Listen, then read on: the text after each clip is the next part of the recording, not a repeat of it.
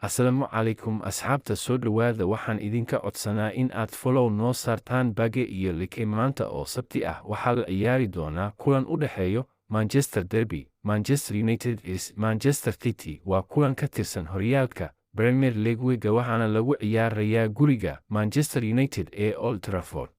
Waxaa garsoore ka ah Stuart Atwell waa kulankii 189aad oo ay is arkayaan guud ahaan inta kulan oo ay horyaalka wada ciyaareen waa 155 kulan. Manchester United ayaa badisay 59 ciyaar sidoo kale Manchester Cityna waxay badisay 48 ciyaar 3 kulan barbaro ayuu ku dhammaaday. Guusha ugu weyn Manchester United ay ka gaartay City waa 5-0 sanadkii 1994 sidoo kale guusha ugu weyn Manchester City ka gaartay United waa 6-1 sanadkii 1926.